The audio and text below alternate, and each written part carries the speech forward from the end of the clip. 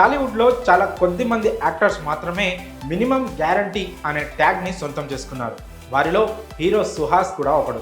ఈ young hero okay చేశాడంటే ఆ కథ పక్క బ్లాక్ బస్టర్ అని ప్రేక్షకులు కూడా ఫిక్స్ అయిపోయారు. అలాంటి ఈ హీరో ఇప్పుడు అంబాజీపేట మ్యారేజ్ బ్యాండు అనే సరికొత్త కథతో ప్రేక్షకుల ముందుకొచ్చాడు. అంతేకాకుండా ఈ మూవీ కథ వినగానే బ్లాక్ బస్టర్ అని ఫిక్స్ అయిపోయాను అంటూ సుహాస్ కామెంట్స్ కూడా చేశాడు.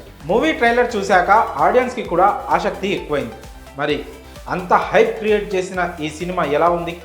సుహాస్ గత సినిమాల్లానే ఈ మూవీ కూడా హిట్ అయిందా లేదా రివ్యూలో చూద్దాం. కథ విషయానికి వస్తే అంబాజీపేట అనే ఓ చిన్న గ్రామం. అక్కడ మళ్ళీ పద్మ అక్క తమ్ముళ్ళు. ఇదే గ్రామంలో కోటీశ్వరుడు వెంకట్ ఊరిలో అందరికీ అప్పులిచ్చి అందరినీ తన కంట్రోల్లో పెట్టుకుంటూ ఉంటాడు. అంబాజీపేట మ్యారేజ్ బ్యాండ్లో పనిచేసే మళ్ళీ వెంకట్ చెల్లెలు లక్ష్మి ప్రేమలో పడతారు. వీరి ప్రేమ ఒకవైపు సాగుతుండగానే వెంకట్ పద్మ మధ్య కోల్డ్ వార్ నడుస్తూ ఉంటుంది. అయితే ఒకరోజు వెంకట్ తన చెల్లెలు మల్లితో ప్రేమలో ఉందని తెలుసుకొని పగతో రగిలిపోతాడు. ఇదే అదునుగా భావించి పద్మని దారుణంగా అవమానిస్తాడు. అక్కడి నుంచి ఆ ఊరి కథ ఎలాంటి మలుపులు తిరిగింది అన్నదే అంబాజీపేట మ్యారేజ్ బ్యాండ్ కథ. ఇక విశ్లేషణ విషయానికి వస్తే ఈ కథ 2007 నేపథ్యంలో సాగుతుంది. అప్పటి పరిస్థితులను సరిగ్గా ఎస్టాబ్లిష్ చేస్తూ దర్శకుడు నేరేషన్ స్టార్ట్ చేసిన విధానం బాగుంది. ఇక క్యారెక్టర్స్ ఎస్టాబ్లిష్మెంట్ కోసం స్టోరీ ప్రోగ్రెస్ కోసం కాస్త సమయం తీసుకున్న లవ్ ట్రాక్ అద్భుతంగా పండడం పెద్ద ప్లస్ అయింది. అయితే ప్రీ ఇంటర్వెల్ నుంచి ఇంటర్వెల్ బ్యాంగ్ వరకు దర్శకుడు కథని నడిపించిన తీరు అంబాజీపేట మ్యారేజ్ బ్యాండ్ స్థాయిని అమాంతం పెంచేసింది.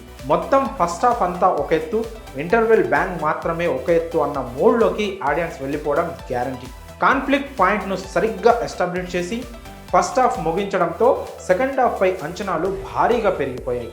అయితే కథలోని బలమంతా సెకండ్ హాఫ్లోనే ఉండడంతో దర్శకుడు చెలరేగిపోయాడు. ముఖ్యంగా సెకండ్ హాఫ్లో శరణ్య ప్రదీప్ సన్నివేశాలు అన్ని ఆడిటోరియం మొత్తాన్ని ఒక ఊపు ఊపేశాయి. కొన్ని సీక్వెన్స్ల వరకు ఆమె ఒక్కతే కథనాన్ని స్క్రీన్ టైంని ఆక్రమించేసింది. ఇదే సినిమాకి బిగ్గెస్ట్ అసెట్ అయ్యింది.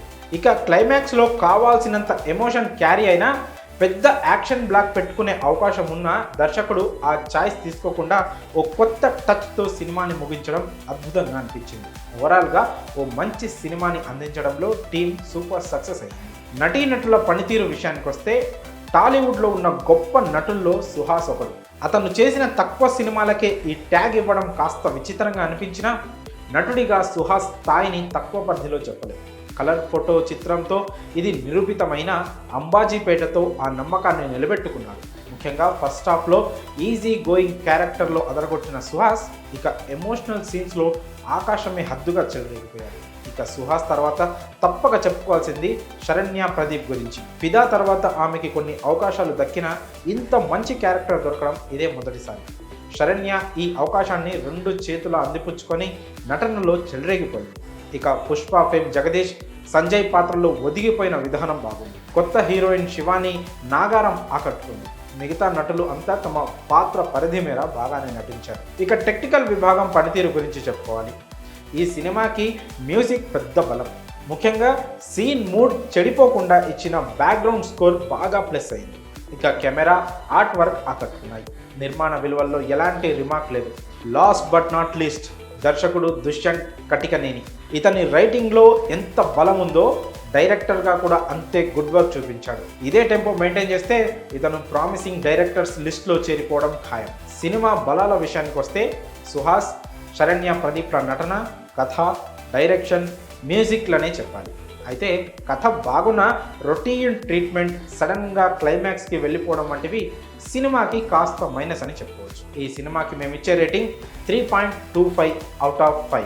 ఫైనల్గా చెప్పాలంటే Ambajipeta marriage band Suhas career best movie అవుతుంది.